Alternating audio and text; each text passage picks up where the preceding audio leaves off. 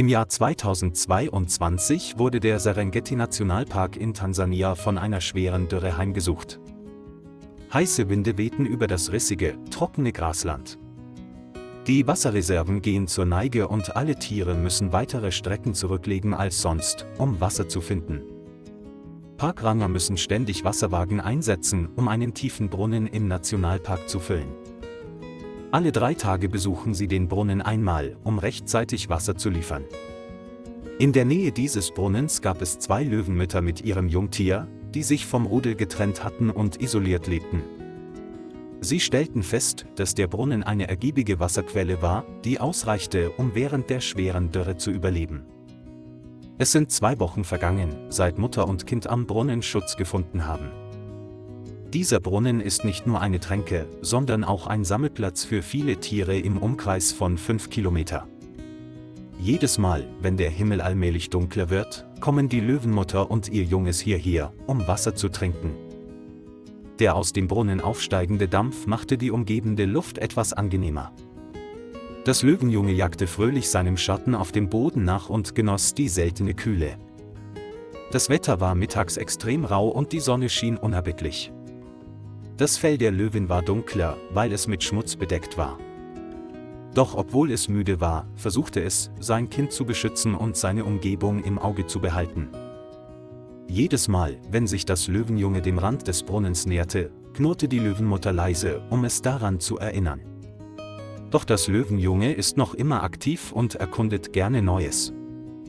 In der sengenden Hitze wurde das kühle Wasser im Brunnen für den kleinen Löwen zu einer Quelle der Freude. An diesem Tag kam das Löwenjunge früh zum Brunnen, tauchte seine Füße ins Wasser und wartete neugierig hinein. Die Löwenmutter spürte, dass etwas nicht stimmte, ließ ihr Junges jedoch spielen, da sie glaubte, es würde nur am Rand des Brunnens herumhängen. Nicht lange danach tauchte in der Ferne eine Elefantenherde auf. Auch sie sind auf dem Weg zu dieser kostbaren Wasserquelle. Als sie in der Nähe des Brunnens eine Löwenmutter mit ihrem Baby sahen, blieb die Elefantenherde stehen und schaute zu. An der Spitze der Herde stand ein großer männlicher Elefant, der für seine langen, gebogenen Stoßzähne bekannt war. An seinen Augen und seinem Brüllen konnte man erkennen, dass es großen Durst hatte und reizbar wurde. Die Löwenmutter bemerkte die Anomalie, war aufmerksam und nahm eine Abwehrhaltung ein. Der Elefantenbulle brüllte plötzlich laut und näherte sich mit wildem Blick dem Brunnen.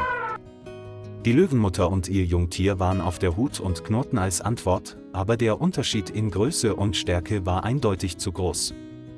Das Löwenjunge kletterte schnell den Brunnen hinauf, die Hälfte seines Körpers war noch mit Wasser durchtränkt. Als der Elefantenbulle den Konkurrenten so nah an der Wasserquelle sah, wurde er noch wütender. Es machte einen Satz nach vorne und schlug mit seinem Rüssel heftig gegen den Rand des Brunnens. Die Löwenmutter stürzte sich auf ihr Junges, um es wegzustoßen, aber es war zu spät. Der Elefantenbulle umschlang das Löwenjunge mit seinem Rüssel und hob es in die Luft. Das Löwenjunge geriet in Panik, kämpfte und griff mit den Krallen in die Luft.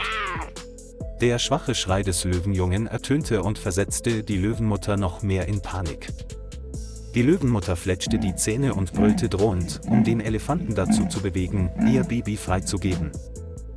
Der Elefantenbulle ließ sich jedoch nicht beirren und ertränkte das Löwenjunge sogar im Brunnenwasser.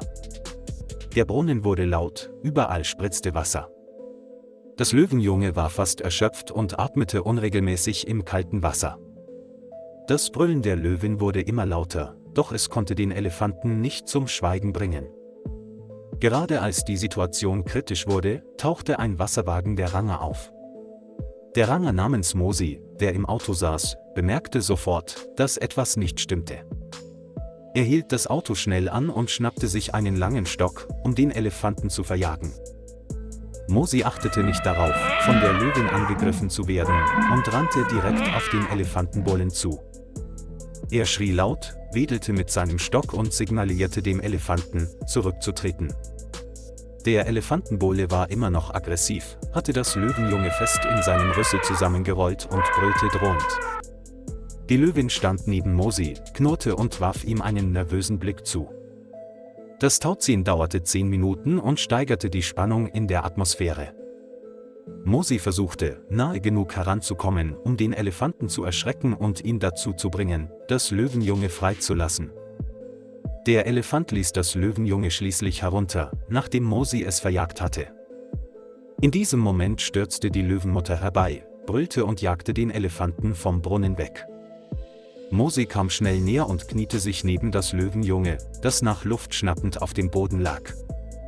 Er hob das Löwenjunge vorsichtig hoch und streichelte sein nasses Fell und den Schmutz.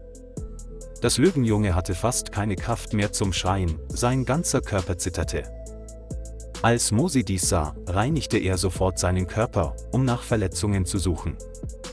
Die Löwin drehte sich langsam um und beobachtete mit einer Mischung aus Sorge und Vorsicht in ihren Augen.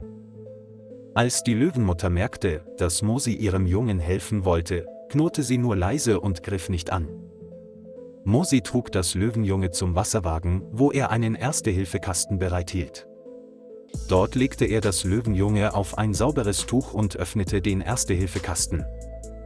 Mosi gab dem Löwenjungen eine Dosis Medizin, um ihm bei der Genesung zu helfen, in der Hoffnung, dass er seine Krise überwinden würde. Die Zeit verging langsam, alle hielten den Atem an und schauten zu. Die Löwenmutter rieb ihren Kopf an der Seite des Autos und winselte leise, als würde sie um Hilfe bitten. Mosi sagte sich, wenn das Löwenjunge nicht bald aufwachte, müsse er es sofort zurück ins Zentrum bringen. Etwa 10 Minuten später zeigten sich Anzeichen einer Erholung. Das Löwenjunge regte sich leicht, öffnete langsam die Augen und stöhnte schwach auf.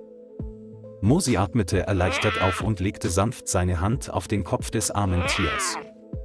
Obwohl es ein wenig erschüttert war, war das Löwenjunge wach und konnte seinen Kopf heben und sich umsehen.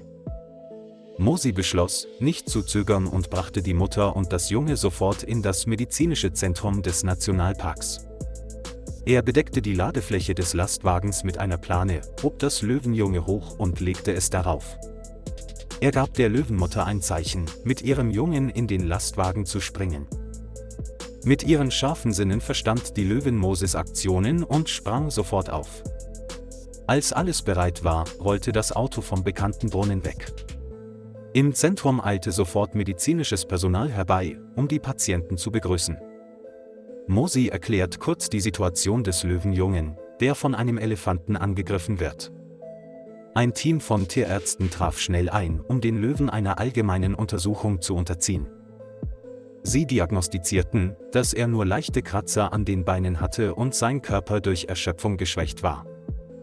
Die Ärzte reinigten die Wunde sorgfältig, injizierten entzündungshemmende Medikamente und verabreichten zusätzliche Flüssigkeiten.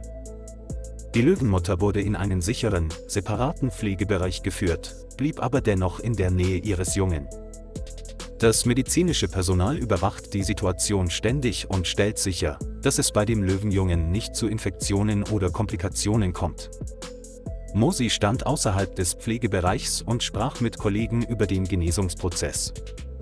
Alle hoffen, die Löwenmutter und ihr Baby bald wieder in die Wildnis entlassen zu können. Nach einer langen Nacht ging es dem Löwenjungen besser und er konnte wieder etwas fressen. Am nächsten Morgen führten die Ärzte weitere Untersuchungen durch und kamen zu dem Schluss, dass der Zustand des Löwenjungen stabil sei. Es kann gehen, wenn auch mit leichtem Hinken, wird sich aber allmählich vollständig erholen. Im Pflegebereich trafen sich die Löwenmutter und ihr Baby wieder und rieben sich liebevoll die Köpfe. Beim Anblick dieser Szene wurde allen warm ums Herz, und sie vergaßen alle Gefahren, die gerade passiert waren. Die Ärzte beschlossen, sie noch 2 weitere Tage im Zentrum zu behalten, um ihre vollständige Genesung sicherzustellen. Mosi nutzte die Gelegenheit für einen Besuch und streichelte sanft den Rücken des Löwenjungen, wobei seine Augen vor Freude leuchteten. Als die Haftzeit endete, öffnete sich die Tür des Pflegebereichs und die Mutter und das Junge wurden freigelassen. Sie gingen zurück in die trockenen Graslandschaften und hinterließen eine berührende Geschichte mütterlicher Liebe und Mitgefühls zwischen Mensch und Natur im Serengeti-Nationalpark in Tansania. Lieber Freund, danke, dass Sie sich die Zeit genommen haben, die Geschichte zu verfolgen. Vergessen Sie nicht, den Kanal zu liken und zu abonnieren, um uns zu unterstützen.